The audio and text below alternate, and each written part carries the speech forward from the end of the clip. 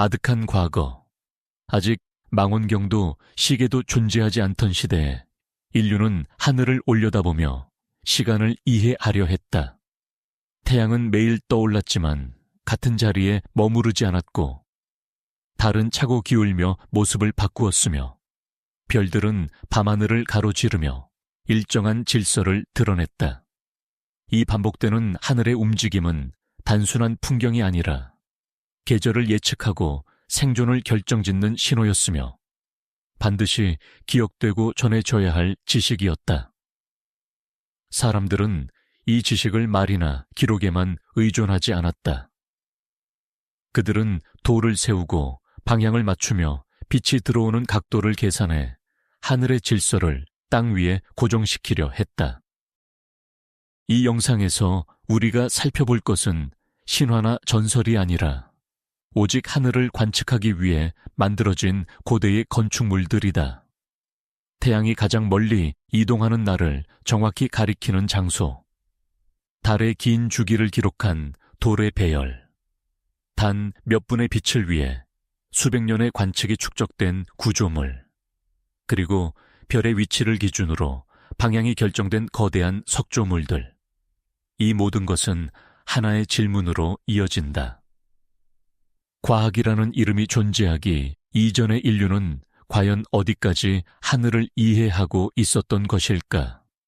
지금부터 우리는 천문학만을 위해 존재했던 고대의 장소들로 천천히 들어가며 하늘을 읽고 시간을 세고 우주와 나란히 서 있으려 했던 인류 최초의 관측자들을 만나게 될 것이다. 1. 스톤헨지.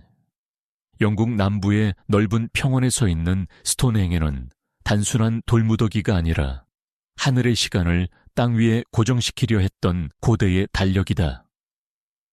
이곳에는 성벽도 왕좌도 없다. 대신 사람의 시선이 하늘과 수평선을 향하도록 길이 열려 있고, 돌들은 그 시선을 한 점으로 모아 계절의 경계선을 표시한다. 스톤헨지를 이해하는 핵심은 그것이 무엇을 상징했느냐가 아니라 무엇을 반복해서 측정하고 기록하려 했느냐에 있다. 태양이 이동하는 범위를 표시하고 달이 되풀이하는 긴 주기를 추적하며 결국에는 해와 달이 만들어내는 예측 가능한 패턴을 일정한 표식으로 남겨 공동체의 달력을 움직이게 하는 것. 스톤헨지는 바로 그 목적을 위해 세워진 장소였다. 스톤헨지가 태양의 달력으로 기능한다는 점은 가장 분명하게 드러난다. 원형 구조의 중심축은 무작위가 아니라 여름하지의 해돋이 방향을 향한다. 해가 가장 북쪽으로 치우쳐 떠오르는 그 새벽, 지평선 위에 떠오른 빛은 특정한 돌의 틈을 따라 중심으로 들어오며 보는 이로 하여금 한 해가 어디에 도달했는지 직관적으로 알게 한다. 반대로 겨울 동지의 해넘이 또한 같은 축 위에서 의미를 갖는다.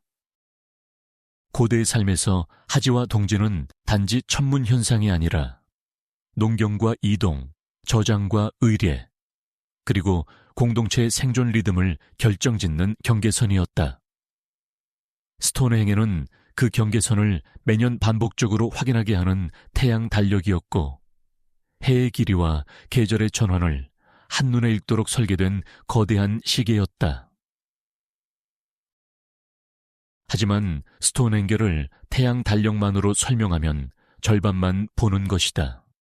이곳에는 달의 달력, 더 정확히 말하면 달의 긴 주기를 추적하려는 장치가 함께 들어있다.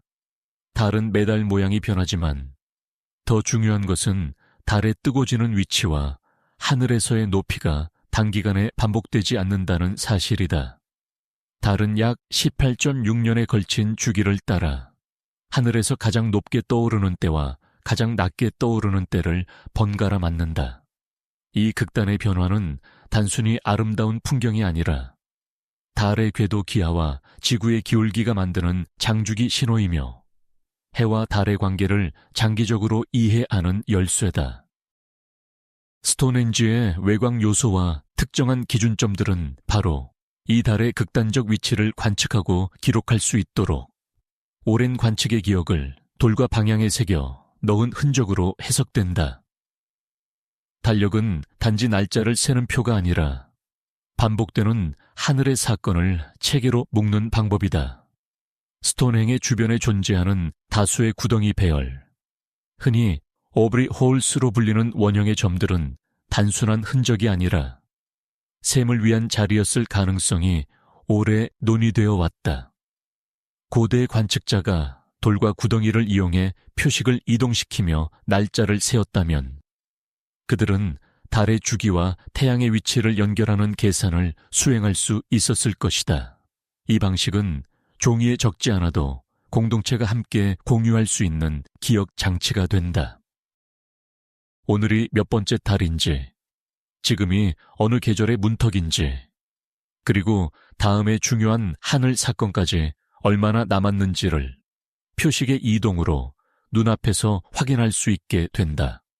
스톤행에는 그런 의미에서 관측소이자 공동체가 함께 사용하는 달력이었으며 천문 지식이 한 사람의 머릿속에서 사라지지 않도록 구조물 자체가 기억을 대신하는 장치였다. 그리고 달과 태양의 달력이 만나는 지점에서 더 섬뜩할 만큼 정확한 주제가 등장한다. 바로 일식과 월식 같은 현상이다. 일식과 월식은 우연처럼 보이지만 실제로는 달의 궤도와 태양의 길이 만들어내는 반복 패턴 속에서 일정한 강역으로 되돌아온다. 이를 예측하기 위해서는 단지 한 달의 반복만으로는 부족하다. 장기간의 관측, 달 궤도의 변화, 그리고 태양의 연주기를 함께 엮어야 한다. 스톤헨지가 달의 장주기와 태양의 전환점을 동시에 표시할 수 있었다면 이는 곧 특정한 식 현상을 예측하거나 적어도 그 가능성이 높아지는 시기를 가늠하는 달력 기능으로 이어질 수 있다. 고대 사회에서 하늘이 어두워지는 순간은 단지 자연 현상이 아니라 공동체 전체를 흔드는 사건이었다. 그 사건을 미리 준비할 수 있다면 그 준비 자체가 권위와 질서를 만들었을 것이며 스톤행에 같은 구조물은 그 질서의 기반이 된다. 이 모든 기능은 정밀한 도구가 아니라 정밀한 습관을 요구한다. 스톤행에를 세운 사람들은 단 하나의 기록으로 방향을 잡지 못한다. 하지와 동지의 태양 위치가 정확히 어디에 고정되는지 확인하려면 오랜 관측이 필요하고 달의 18.6년 주기를 이해하려면 한 사람의 생애만으로도 부족할 수 있다. 결국 여기에는 세대가 세대를 넘기며 관측을 이어가는 문화가 전제되어야 한다. 누군가는 기록을 전하고 누군가는 그 기록을 검증하며 누군가는 다시 돌을 세워 오차를 줄였을 것이다. 스톤행에는 돌을 옮기는 힘보다 시간을 견디는 인내가 먼저였던 프로젝트다. 현대의 측정은 스톤행의 정렬이 우연이 아니라는 점을 더욱 선명하게 만든다. 하지의 해돋이 방향과 구조물의 축이 맞물리는 것은 관측 가능한 사실이며 이 사실은 스톤행에가 계절을 읽는 달력 기능을 의도했음을 강하게 시사한다. 또한 복합적인 요소들이 존재한다는 점은 그 목적이 단순한 축 하나의 상징이 아니라 달과 태양의 주기를 함께 다루려는 보다 넓은 달력 체계였을 가능성을 열어둔다. 즉, 스톤행에는 단순히 해를 가리키는 표지판이 아니라 하늘의 규칙을 사회의 시간으로 바꾸는 장치였고 공동체가 함께 같은 날짜와 같은 계절을 공유하도록 만드는 거대한 표준이었다. 스톤행의 앞에서 우리는 한 가지 질문을 피하기 어렵다. 글자가 남아있지 않아도 돌이 남긴 방향과 배열은 말보다 더 차갑고 정확하게 어떤 의도를 드러낸다. 하늘은 늘 그 자리에 있었지만 그것을 달력으로 만들기 위해서는 눈으로 보이는 반복을 규칙으로 바꾸는 사고가 필요하다. 스톤행에는 그 사고가 이미 완성된 형태로 존재했음을 보여준다. 태양의 길과 달의 긴 숨결을 한 자리에 묶어 공동체의 시간을 움직이게 했던 곳, 그 오래된 달력의 원형이 아직도 바람 속에서 조용히 돌아가고 있다. 이 치첸 이차 쿠쿨카니 피라미드. 유카탄 반도의 평탄한 대지 위에 세워진 쿠쿨칸의 피라미드는 위로 솟아오른 구조물이 아니라 하늘의 움직임을 내려다보며 받아들이는 장치에 가깝다. 이곳에서 중요한 것은 높이나 장식이 아니라 태양이 이동하는 궤적이 돌과 계단 위에 만들어내는 시간의 흔적이다. 마야인들은 하늘을 관찰했고 그 관찰을 숫자나 문자보다 먼저 빛과 그림자로 고정시켰다. 쿠쿨칸의 피라미드는 바로 그 사고방식이 완성된 형태로 남아있는 장소다. 이 구조물의 핵심은 춘분과 추분에 나타나는 현상이다. 해가 하늘에서 특정한 각도로 기울어질 때 피라미드의 계단 난간에는 삼각형의 그림자가 차례로 이어지며 마치 거대한 뱀이 내려오는 듯한 형상을 만든다. 이 그림자는 임의로 생기는 장면이 아니다. 태양의 고도와 방위가 정확히 맞아떨어지는 단 이틀에만 나타나며 조금이라도 각도가 어긋나면 형상은 사라진다. 이는 쿠쿨칸의 피라미드가 태양의 연주기를 기준으로 설계되었음을 분명히 보여준다. 마야인들은 태양이 1년 동안 이동하는 길을 이해했고 그 움직임이 균형을 이루는 날을 빛으로 표시했다. 이 피라미드는 단순한 시각적 장치에 그치지 않는다. 내면의 계단을 모두 합치면 총 365개의 단이 만들어지는데 이는 태양의 한 해와 정확히 일치한다. 계단 하나하나는 하루를 의미하며 피라미드 전체는 한 해를 오르는 구조다. 사람들은 이 계단을 통해 시간을 감각적으로 인식했고 지금이 한 해 어디쯤인지를 몸으로 느낄 수 있었다.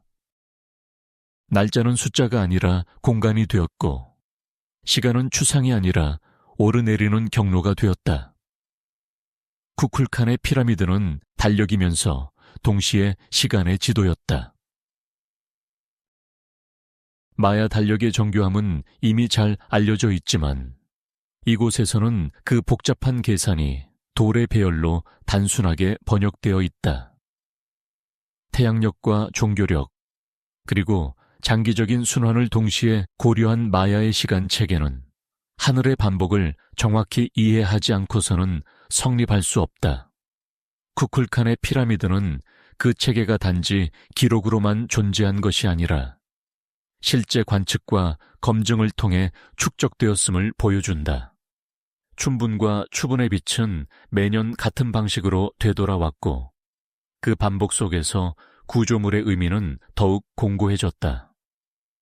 여기에 더해 이 장소는 소리마저도 시간의 일부로 끌어들인다.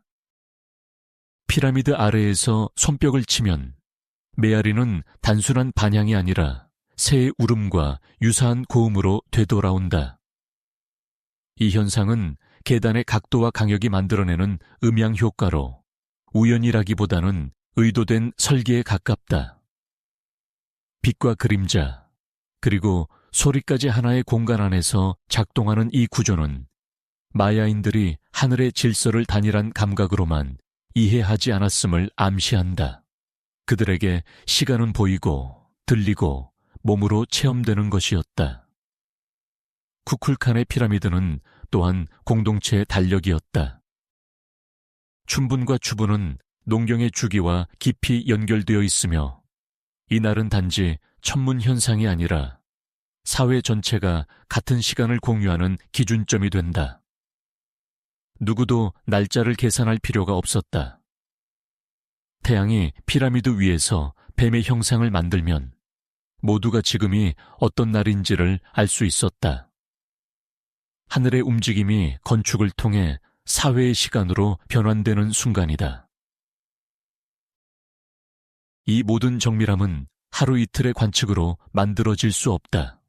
태양이 만들어내는 그림자의 길이와 각도를 이해하려면 수십 년의 반복 관찰이 필요하며 그 결과를 구조물에 반영하기 위해서는 오차를 줄이는 과정이 반드시 뒤따른다. 쿠쿨칸의 피라미드는 한 세대의 작품이 아니라 관측과 수정이 누적된 결과물이다. 하늘은 변하지 않지만 인간의 이해는 조금씩 다듬어지며 돌 속에 새겨졌다. 이곳에서 우리는 다시 질문하게 된다. 숫자와 공식이 없어도 사람은 어디까지 하늘을 정확히 읽을 수 있는가? 쿠쿨칸의 피라미드는 대답 대신 매년 같은 날 같은 빛으로 그 질문을 되돌려준다. 태양이 만든 뱀은 말없이 내려오고 시간은 다시 한 바퀴를 돈다. 그렇게 이 고대의 달력은 오늘날에도 여전히 작동하고 있다. 3. 뉴그랜지.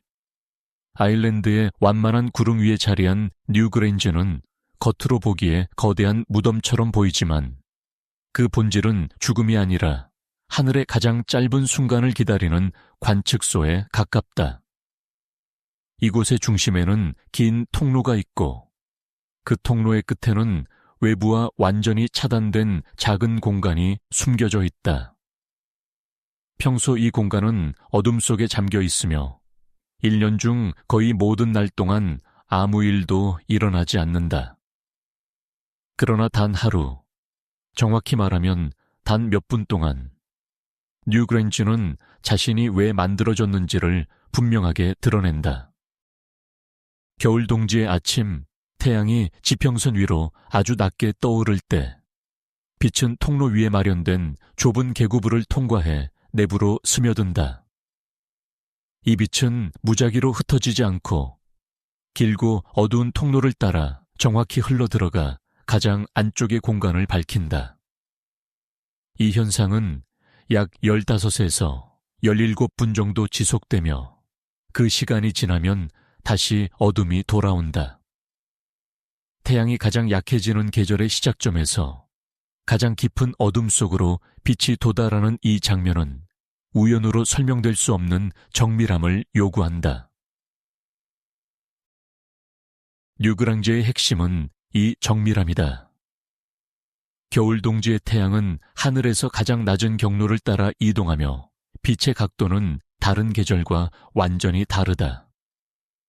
이 각도를 정확히 계산하지 못하면 빛은 통로 바닥이나 천장에 막혀 내부에 도달하지 못한다. 통로의 길이, 기울기, 계구부의 높이와 폭은 모두 이 낮은 태양을 기준으로 설정되어 있으며 단 몇 센티미터의 오차만으로도 현상은 사라진다. 이는 뉴그랜지가 단순한 상징물이 아니라 특정한 천문 현상을 재현하기 위해 설계된 장치임을 분명히 보여준다.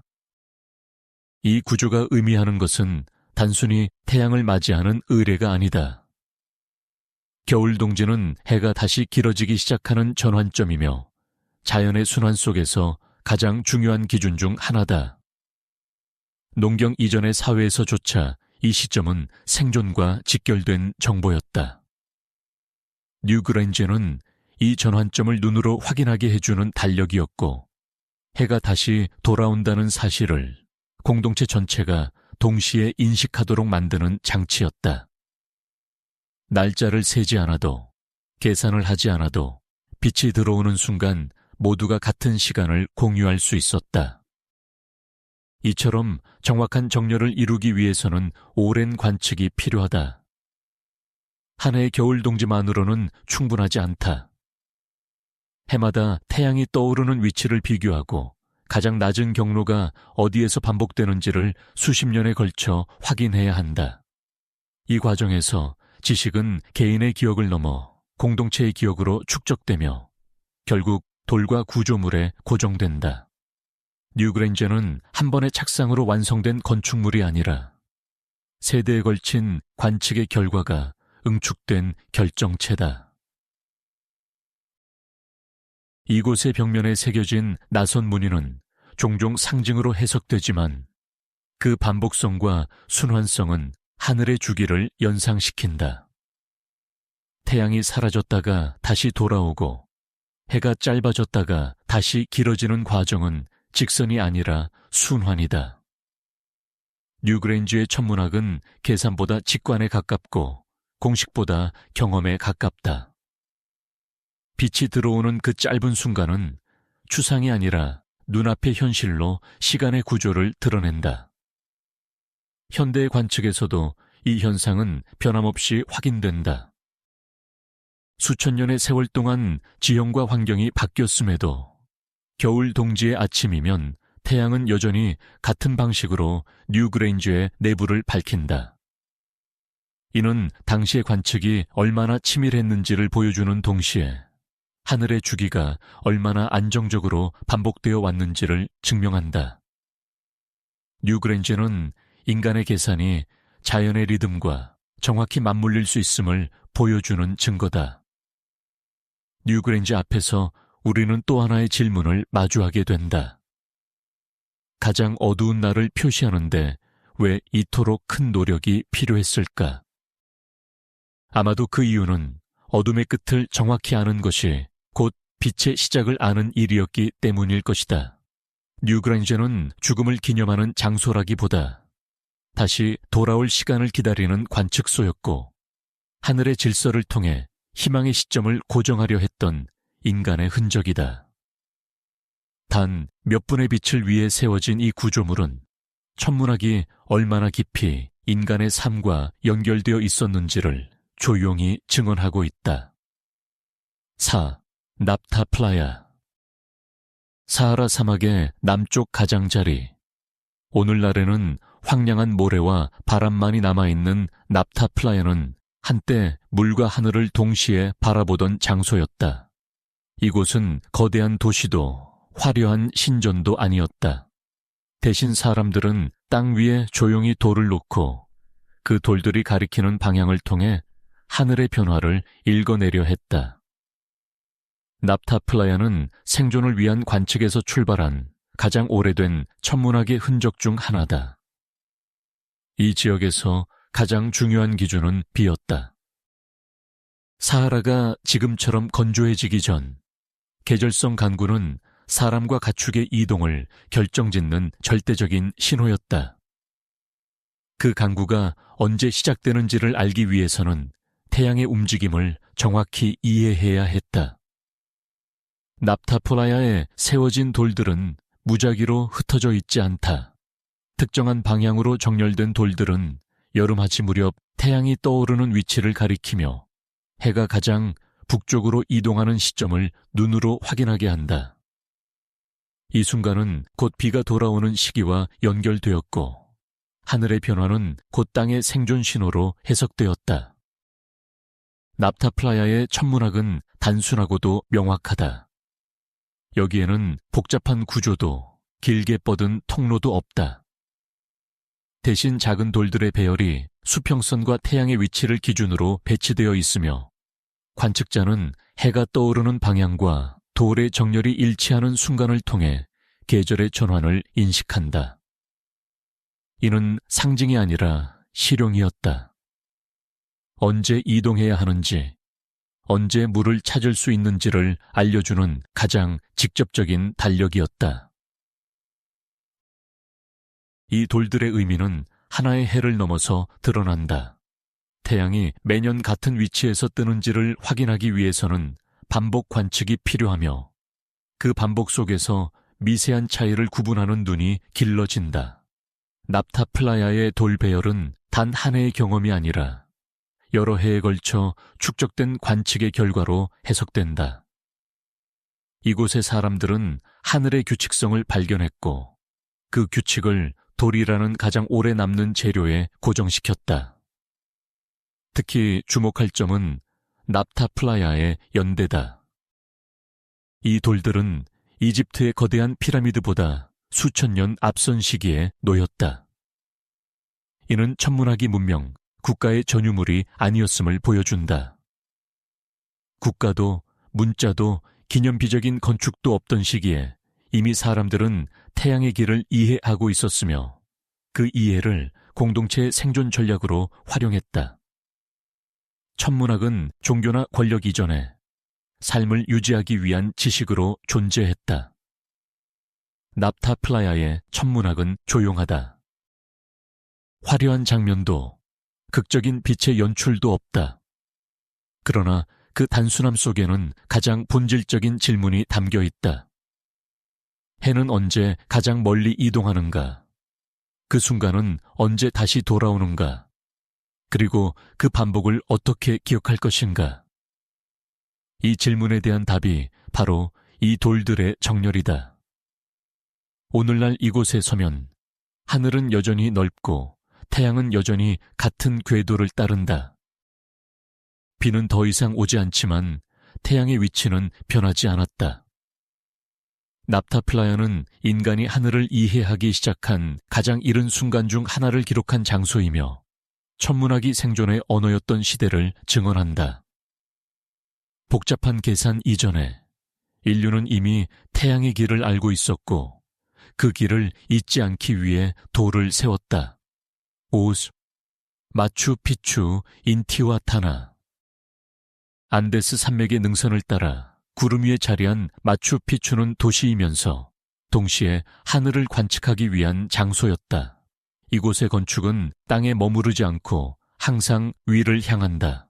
산의 경사와 계곡의 방향, 그리고 그 사이로 떠오르는 태양의 길이 서로 맞물리며 사람의 시선은 자연스럽게 하늘의 움직임을 따라가도록 이끌린다.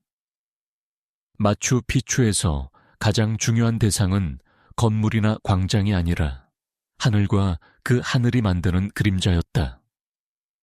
이곳의 중심에는 인티후아타나라 불리는 돌 구조물이 놓여 있다.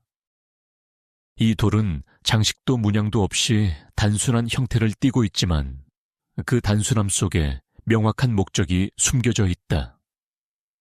인티후아타나는 태양의 위치에 따라 그림자를 만들고 그 그림자의 길이와 방향을 통해 계절의 변화를 드러낸다. 특히 하지와 동지 무렵 태양이 하늘에서 극단적인 위치에 도달할 때 이 돌은 가장 중요한 신호를 만들어낸다. 해가 특정 각도에 이르면 그림자는 극도로 짧아지거나 거의 사라지며 이는 태양이 방향을 바꾸는 시점이 도래했음을 알려준다. 이 현상은 우연이 아니다. 인티후아타나의 면과 모서리는 태양의 이동 경로에 맞춰 정교하게 다듬어져 있으며 하루 중 태양의 고도 변화뿐 아니라 1년에 걸친 이동까지 읽어낼 수 있도록 설계되어 있다. 이는 단순한 해시계가 아니라 태양의 연주기를 관측하는 기준점이다. 인차 사람들은 이 돌을 통해 해가 언제 가장 멀리 갔는지, 그리고 언제 다시 되돌아오기 시작하는지를 정확히 파악했다. 마추픽추의 천문학은 한 지점에만 머무르지 않는다. 도시 전체의 배치 또한 태양과 깊이 연결되어 있다. 주요 건축물과 창문 통로는 특정한 날에 해돋이나 해넘이를 향해 열려 있으며 이는 계절의 전환을 공간 전체에서 동시에 인식하게 한다. 한 사람이 돌 앞에서 그림자를 보지 않더라도 도시의 빛과 어둠의 변화는 모두에게 같은 정보를 전달한다. 시간은 개인의 계산이 아니라 공동체 전체가 함께 체험하는 사건이 된다.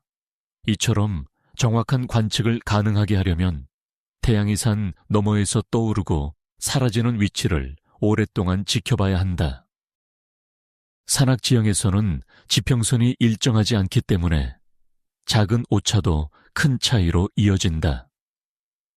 마추픽추의 정렬은 이러한 복잡한 조건을 고려한 결과이며 이는 인차 사람들이 단기간의 관찰이 아니라 세대에 걸친 경험을 축적했음을 의미한다. 하늘의 반복은 기억으로 남았고 그 기억은 돌의 형태로 고정되었다. 인티후아타나라는 이름은 태양을 묶는 장소라는 뜻으로 전해진다. 이는 신화적인 표현이지만 천문학적으로 보면 태양의 움직임을 특정 지점에 고정해 이해하려는 사고를 상징한다. 태양은 붙잡을 수 없지만 그 그림자는 붙잡을 수 있다. 인차 사람들은 바로 그 그림자를 통해 하늘의 질서를 땅 위에 연결했다. 마추픽추에서 천문학은 계산이나 기록이 아니라 풍경 그 자체였다. 태양이 떠오르는 방향, 그림자가 이동하는 속도, 빛이 사라지는 순간이 모두 시간의 언어였다. 이 도시는 하늘을 바라보는 거대한 관측 장치였고, 인티후아타나는 그 중심에서 조용히 시간을 가리키는 기준점이었다. 이곳에 서 있으면 하늘과 땅의 경계가 흐려진다. 태양의 길은 산의 능선을 따라 이어지고 그림자는 돌 위에 머물다 사라진다. 마추픽추는 말없이 전한다. 인간은 하늘을 지배하지 않았지만 하늘의 리듬과 나란히 살아가려 했다고. 그리고 그 리듬을 잊지 않기 위해 가장 높은 곳에 돌을 남겼다고. 육가, 잔탈 만탈. 인도의 평야 위에 세워진 잔탈 만탈은 사원도 궁전도 아니다. 이곳에 장식은 거의 없고 신을 형상화한 조각도 보이지 않는다. 대신 눈에 띄는 것은 기하학적으로 잘려진 거대한 구조물들이다. 직선과 곡선, 경사와 그림자가 공간을 지배하는 이 장소는 오직 하늘을 정확하게 측정하기 위해 만들어진 노천 천문대였다. 잔탈 만탈는 관측이 신앙이 아니라 계산이 되었을 때 천문학이 어떤 형태로 나타나는지를 보여준다. 이곳의 구조물들은 모두 하나의 원리에 기반한다. 태양과 별이 하늘을 이동할 때 만들어내는 그림자를 최대한 정확하게 읽어내는 것이다. 가장 거대한 삼각형 구조물은 낮 동안 태양의 고도를 측정하고 그림자가 바닥의 눈금을 따라 움직이며 시간을 드러낸다. 이 그림자는 단순히 시각적인 표시가 아니라 하루의 흐름을 분 단위로 나누는 기준이 된다.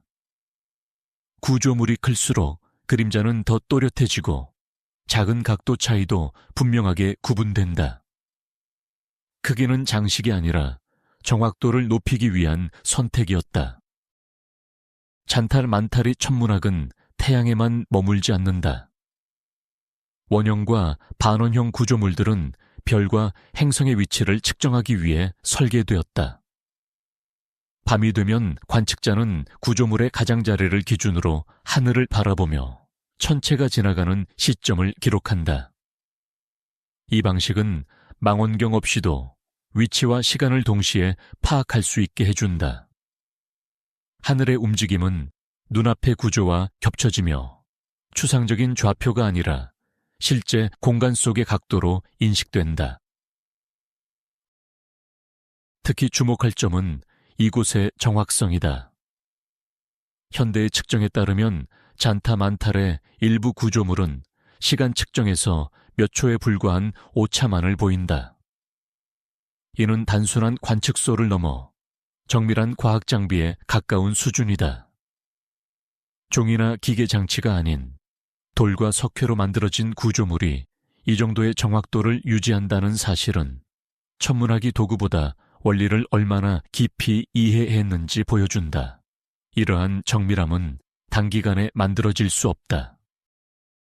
구조물을 설계하기 위해서는 태양의 고도가 하루 동안 어떻게 변하는지, 계절에 따라 그 변화가 어떻게 달라지는지를 오랫동안 관찰해야 한다. 별과 행성의 이동 또한 수년, 수십 년에 걸쳐 기록되어야 한다. 잔탈 만타르는 단일한 천재의 발상이 아니라 축적된 관측 자료를 공간으로 번역한 결과다. 하늘의 반복은 수치가 되었고 그 수치는 다시 구조물이 되었다. 이곳에서 시간은 추상적인 개념이 아니다. 그림자가 눈금을 지나가는 순간이 곧 시간이며 하늘의 위치 변화가 곧 달력이다. 사람들은 종을 울리거나 숫자를 세지 않아도 태양과 별이 알려주는 흐름을 그대로 받아들일 수 있었다.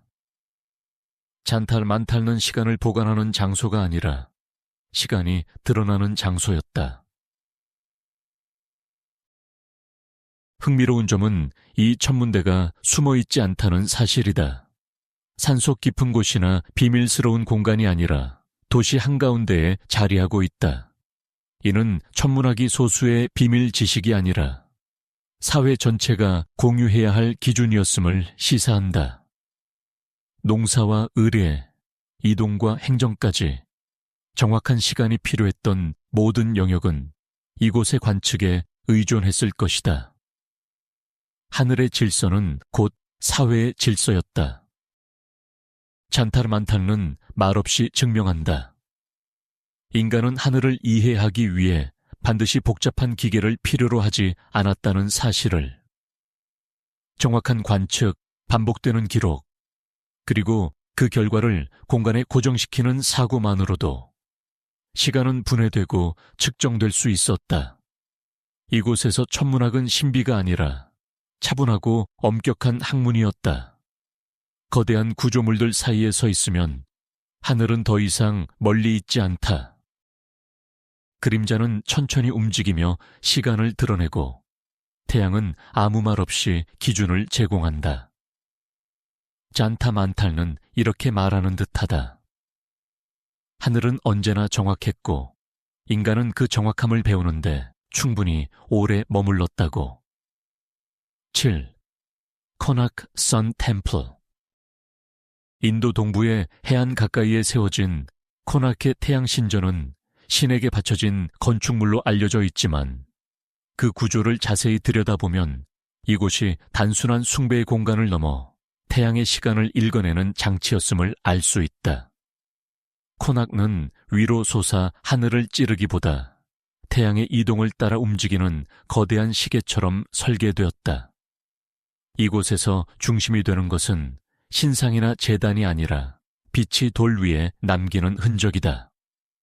신전의 외벽을 따라 배치된 거대한 돌바퀴들은 장식처럼 보이지만 그 각각은 정확한 기능을 지닌 태양 시계다.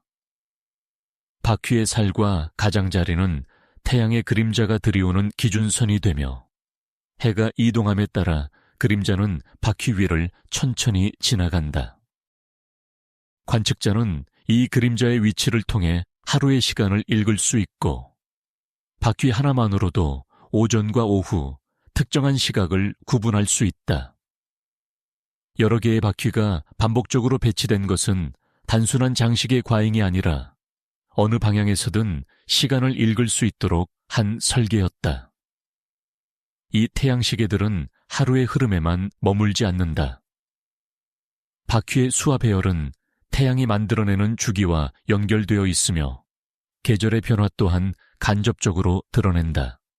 태양의 고도가 달라질수록 그림자의 길이와 각도는 변하고 이 변화를 통해 관측자는 해가 어느 시기에 접어들었는지를 감각적으로 파악할 수 있다. 코나크에서 시간은 숫자로 계산되는 것이 아니라 빛과 그림자의 길이로 체험되는 것이었다. 신전 전체의 배치 또한 태양을 기준으로 이루어져 있다.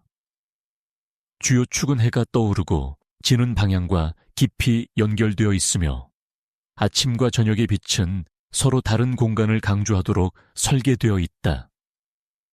이는 하루의 시작과 끝을 공간적으로 구분하는 장치로 태양의 이동이 건축 내부에서 자연스럽게 인식되도록 만든다. 사람들은 신전을 걷는 것만으로도 시간의 흐름을 몸으로 느낄 수 있었고 태양의 위치는 곧 하루의 리듬을 결정했다. 코나크의 천문학은 복잡한 계산을 요구하지 않는다.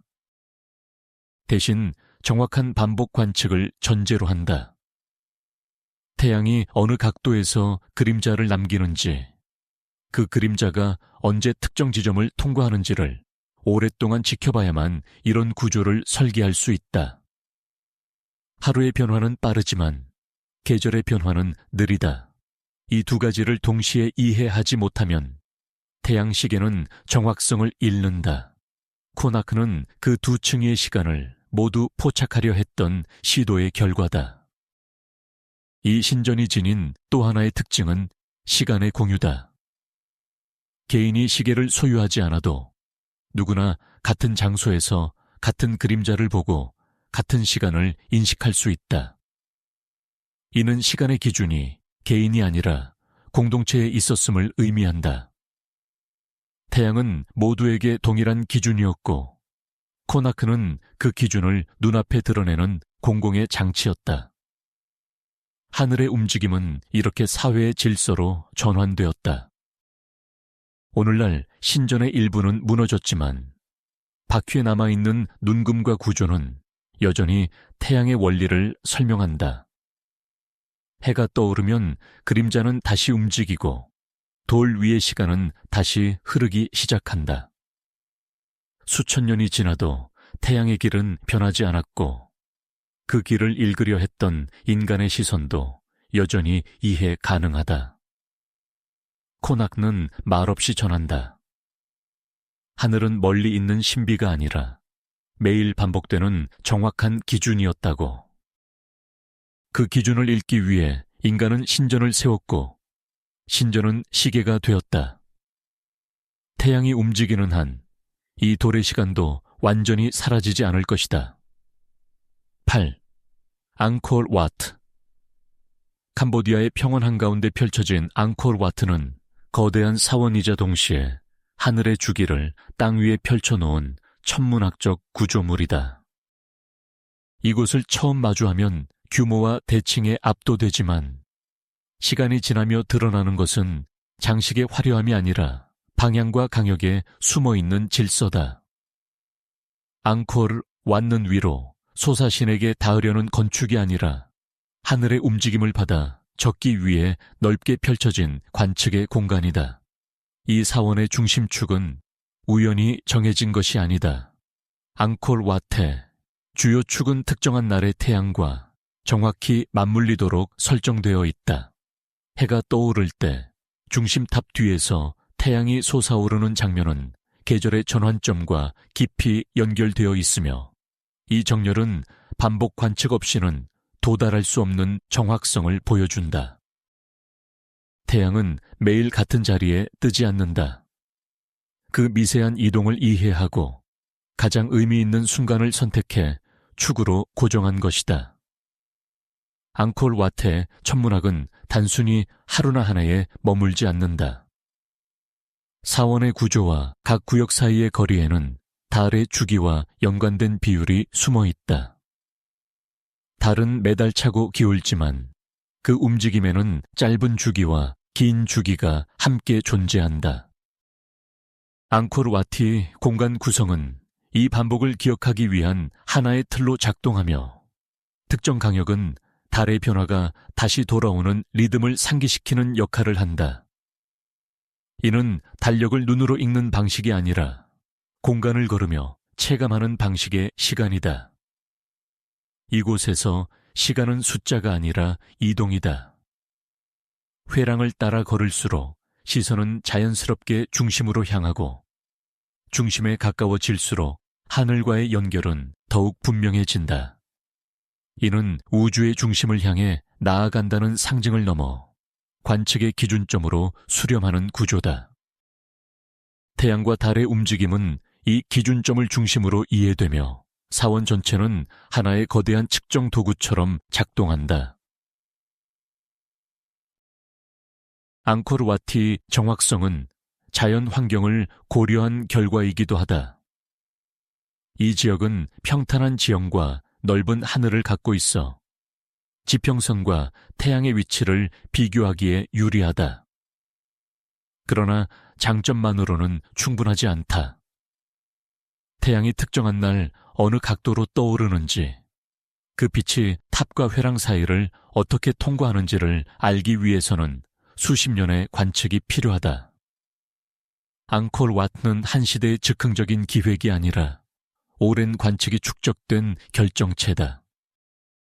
이 사원이 지닌 천문학적 성격은 개인의 지식에 머물지 않는다.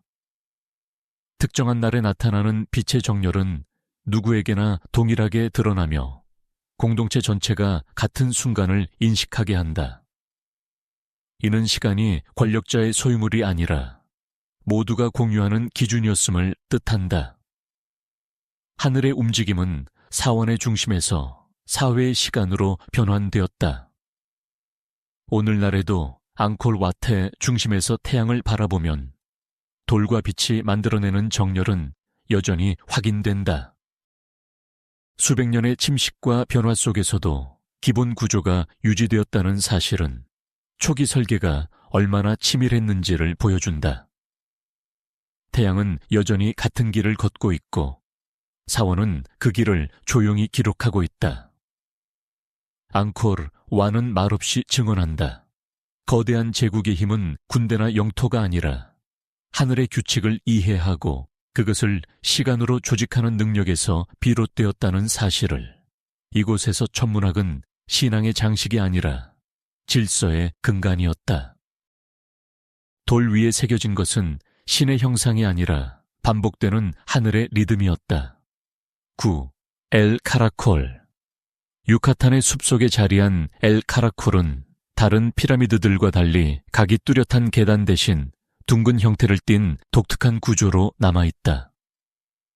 이 원형의 탑은 장식이나 위험을 과시하기 위한 것이 아니라 하늘을 특정한 방향으로 바라보기 위해 만들어진 관측의 공간이다. 엘 차라콜이라는 이름은 나선형 계단에서 유래했지만 이 건축의 진정한 중심은 계단이 아니라 벽에 뚫린 창과 그 창이 향하는 하늘의 방향이다. 이곳에서 가장 중요한 대상은 태양이 아니라 금성이다. 마야인들에게 금성은 단순한 행성이 아니라 하늘에서 가장 규칙적이고 예측 가능한 주기를 가진 존재였다. 금성은 일정한 강역으로 새벽 하늘과 저녁 하늘에 번갈아 나타나며 그 주기는 농경과 의례, 그리고 사회의 중요한 결정과 깊이 연결되어 있었다. 엘 카라콜의 창들은 무작위로 배치되지 않았다. 특정한 창은 금성이 떠오르거나 사라지는 지점을 정확히 가리키며 그 반복을 통해 관측자는 금성의 주기를 확인할 수 있었다. 금성의 움직임은 태양이나 달보다 이해하기 어렵다. 때로는 하늘에서 사라지고 다시 나타날 때는 전혀 다른 위치에 등장한다. 이 복잡한 움직임을 질서로 바꾸기 위해서는 오랜 기간의 관측이 필요하다. 엘 카라콜은 그 관측의 결과를 공간으로 고정한 장소다. 창을 통해 바라본 하늘은 단순한 풍경이 아니라 시간이 어디에 와 있는지를 알려주는 표식이었다. 이 구조물의 방향성은 단기적인 현상만을 겨냥하지 않는다. 금성의 주기는 수년에 걸쳐 반복되며 특정한 위치는 일정한 강역으로 되돌아온다. 엘 카라콜의 정렬은 이러한 반복을 포착하기 위해 설계되었으며 이는 마야 천문학이 단순한 일회성 관찰이 아니라 장기적인 기록과 비교를 바탕으로 했음을 보여준다. 하늘의 변화는 기억 속에만 남지 않고 돌과 방향 속에 저장되었다. 이 관측은 사회 전체와 연결되어 있었다. 금성의 출현과 소멸은 중요한 시기를 알리는 신호였고 그 신호를 정확히 읽는 것은 공동체의 질서를 유지하는 데 필수적이었다. 엘 카라콜은 특정한 사제나 관측자만을 위한 장소였을 수 있지만 그 결과는 사회 전체의 시간표로 확장되었다. 하늘에서 일어나는 변화는 이곳을 거쳐 인간의 결정으로 이어졌다. 엘 카라콜의 둥근 형태 또한 의미를 갖는다. 직선과 각으로 이루어진 다른 건축물과 달리 원형 구조는 하늘의 움직임을 연속적으로 따라가기에 적합하다. 관측자는 특정 지점을 고정해 바라보는 것이 아니라 하늘의 흐름을 따라 시선을 이동시킬 수 있다. 이는 금성처럼 복잡한 궤도를 가진 천체를 이해하려는 의도와 잘 맞아떨어진다. 오늘날 엘 카라콜의 내부에 서면 창을 통해 보이는 하늘은 여전히 같은 방향을 가리킨다. 금성은 여전히 같은 주기로 나타났다가 사라지고 다시 돌아온다. 수백 년 전의 관측은 사라졌지만 그 관측을 가능하게 했던 구조는 남아있다. 이는 마야인들이 하늘의 규칙을 얼마나 집요하게 추적했는지를 보여주는 증거다. 엘 카라콜은 말없이 전한다. 태양과 달만이 시간의 기준은 아니었으며 하늘의 다른 천체들 또한 인간의 삶과 깊이 연결되어 있었다는 사실을. 이 원형의 탑은 금성의 길을 기억하기 위한 장소였고 하늘의 복잡함을 질서로 바꾸려 했던 시도의 흔적이다. 여기에서 천문학은 단순한 관측을 넘어 보이지 않는 주기를 사회의 시간으로 변환하는 기술이었다. 셰, 킴투 타프 기자. 나일 강 서쪽의 평원 위에 세워진 기자의 대피라미드는 흔히 왕의 무덤으로 알려져 있지만 그 방향과 구조를 면밀히 살펴보면 이 거대한 석조물이 하늘과 깊이 연결되어 있음을 부인하기 어렵다. 이 피라미드의 본질은 내부에 무엇을 보관했는가가 아니라 외부가 어디를 향하고 있는가에 있다. 기자의 피라미드는 땅에 놓인 거대한 돌덩이가 아니라 하늘을 기준으로 정렬된 하나의 방향 장치다. 대피라미드의 내면은 놀라울 정도로 정확하게 동서남북을 가리킨다.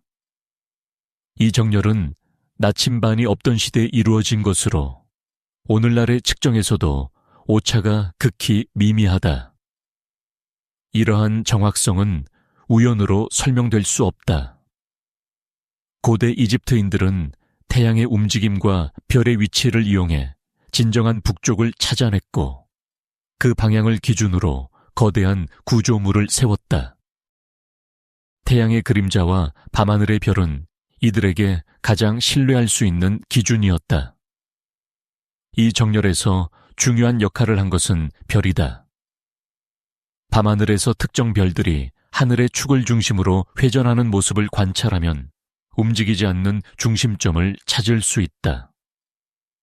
고대 관측자들은 이 별들의 회전을 통해 북쪽을 정의했고 그 결과를 피라미드의 방향에 반영했다. 이는 단순한 감각이 아니라 반복 관측과 비교를 통해 얻어진 결론이었다. 별의 움직임은 매일 반복되었고 그 반복 속에서 하늘의 기준선이 드러났다. 대피라미드 내부의 통로 또한 하늘과 무관하지 않다. 특정한 각도로 뚫린 좁은 통로들은 단순한 환기 구조가 아니라 특정 별이 하늘의 특정 위치에 있을 때를 가리키도록 설계되었을 가능성이 오래전부터 논의되어 왔다. 이 통로들은 지상에서 보기 어려운 방향을 내부에서 고정된 각도로 제시하며 하늘의 특정 지점을 기억하게 한다.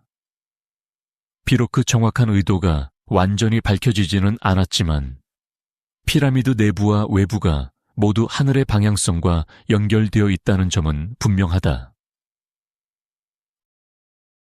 이집트의 천문학에서 하늘은 단순한 배경이 아니라 질서의 근원이었다.